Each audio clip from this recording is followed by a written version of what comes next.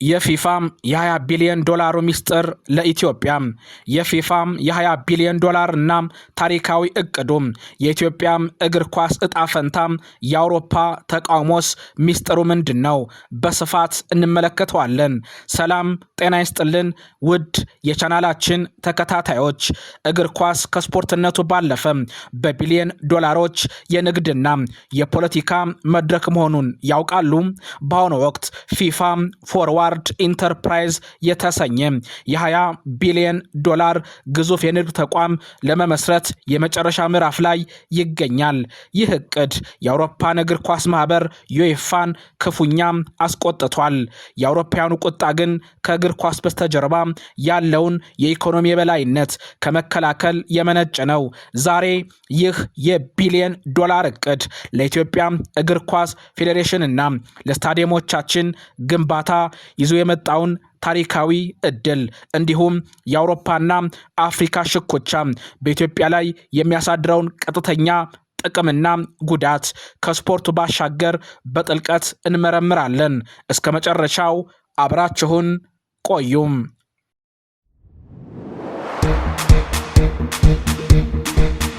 ለመሆኑ ይህ እቅድ ለኢትዮጵያ ምን ይዞ ይመጣል? በአሁኑ ወቅት የኢትዮጵያ እግር ኳስ ፌዴሬሽን ትልቁ ፈተና የፋይናንስ እጥረትና የካፍ መስፈርትን የሚያሟሉ ስታዲየሞች አለመኖር ነው።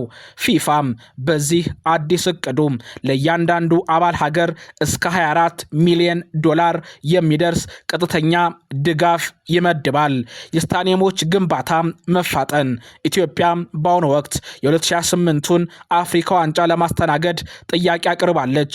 ይህ ከፊፋ የሚገኘው በሚሊዮን ዶላር የሚቆጠር ፈንድ እንደ አደይ አበባ ስቴዲየም ያሉ ግዙፍ ፕሮጀክቶችን በፍጥነት ለማጠናቀቅና ነባሮቹን የክልል ስታዲየሞች በፊፋ ስታንዳርድ ለማደስ ቀጥተኛ የፋይናንስ አቅም ይፈጥራል። የታችኛው መዋቅር ግራስሩትስ አብዮት። ገንዘቡ በስታዲየም ላይ ብቻ አይቀመጥም። በኢትዮጵያ ውስጥ ያሉ የስፖርት አካዳሚዎችን በዘመናዊ መሳሪያ ለመገንባት፣ ለአሰልጣኞች፣ ለዳኞች ዓለም አቀፍ ስልጠና ለመስጠት ትልቅ እድል ይከፍታል። ይህ የብሔራዊ ቡድናችን ከዋናው መሰረት ለመገንባት ይረዳል። ታዲያም አውሮፓውያን ለምን ይህን መልካም ተግባር ተቃወሙ? የአውሮፓ እግር ኳስ ማህበር ይህንን እቅድ ወይም ደግሞ ይህንን መርሃ ግብር እግር ኳስ ለግል ባለሀብቶች መሸጥና የተጫዋቾች አቅም ማሟጠጥ በሚል በይፋ ይተቹታል። ነገር ግን ጉዳዩ ከዚህ የጠለቀ የገበያ ሽኩቻ ነው። አውሮፓ በአሁኑ ወቅት የዓለም እግር ኳስ የገንዘብና የኮከብ ተጫዋቾች ማዕከል ናት። ፊፋ ይፋው የንግድ ኩባንያ አቅም የራሱ ውድድሮች ማለትም እንደ የዓለም ክለቦች ዋንጫና የአፍሪካ ኔሽንስ ሊግ በቢሊዮን ዶላር ማጠናከር ሲጀምር የአውሮፓ ክለቦች የአውሮፓ እግር ኳስ ማህበር ውድድሮች ያላቸው የስፖንሰርሺፕና የቴሌቪዥን ስርጭት የበላይነት አደጋ ላይ ይወድቃል። በአጭሩ የአውሮፓ የገንዘብ የበላይነትን እና ለፊፋና ለታዳጊ አህጉራት አሳልፋ መስጠት አትፈልግም። የተቃውሞ ቁልፍ ሚስጥርም ይህ ነው። ይህ የአውሮፓና የፊፋ አፍሪካ ፍልሚያም ለኢትዮጵያ ምን ጥቅም አለው? ምን ጉዳት አለው? ከስፖርት ባሻገር ስንመለከተው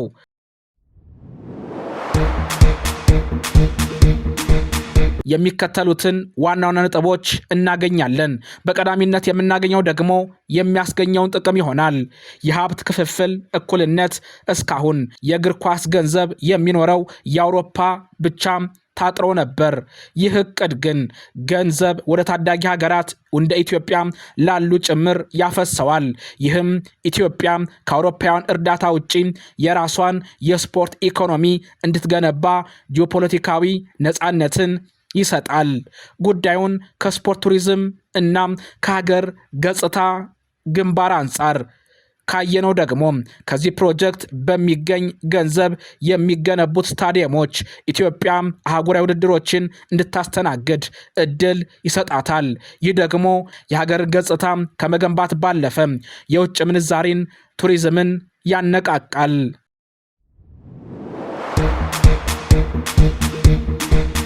የመጀመሪያው የተጫዋቾችን የፖለቲካ እገታ። አውሮፓውያን ይህንን የፊፋ እቅድ ከተቃወሙ ወደፊት የአውሮፓ ክለቦች ለአፍሪካ ዋንጫ ሆነም ለሌሎች ውድድሮች ለአፍሪካውያን ጨምሮ ለኢትዮጵያውያን ፕሮፌሽናል ተጫዋቾች ፍቃድ ለመስጠት ከፍተኛ እንቢተኝነትና እገዳ ማድረጋቸውን ይቀጥላሉ። ይህ ብሔራዊ ቡድኖቻችንን ጥንካሬ ላይ ቀጥተኛ ጉዳት ያደርሳል። ሁለተኛው ጉዳት የካፒታሊዝም የበላይነት ስጋት ነው። ፊፋ የንግድ ድርሻውን ለግል ባለሀብቶች ሲሸጥ ነገ እነዚህ ባለሀብቶች ትርፍ ፍለጋ እግር ኳሱን ወደ ንጹህ ንግድ ሊቀይሩት ይችላሉ። ይህም የኢትዮጵያ እግር ኳስ ፌዴሬሽን የሚሰጠው ፈንድ ላይ የራሳቸውን ጥብቅና አስገዳጅ የንግድ ቅድመ ሁኔታዎች እንዲያስቀምጡ በር ይከፍታል።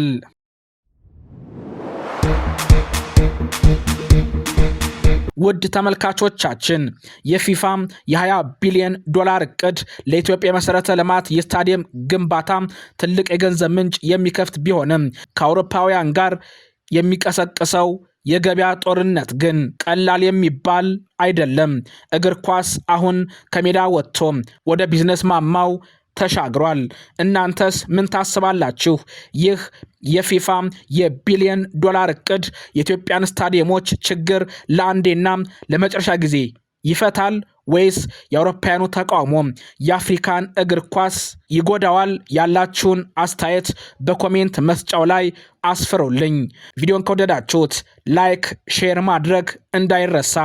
ለቻናላችን አዲስ ከሆናችሁ ደግሞ ሰብስክራይብ በማድረግ ቤተሰብ ይሆኑ። በሚቀጥለው ልዩ ትንታኔ እስከምንገናኝ ድረስ መልካሙን ሁሉ የምንመኝላችሁ ይሆናል። የፕሮግራሙ አዘጋጅ መላኩ ወልደ ሰንበት፣ አቅራቢ ሙሉቀን ሙጬም።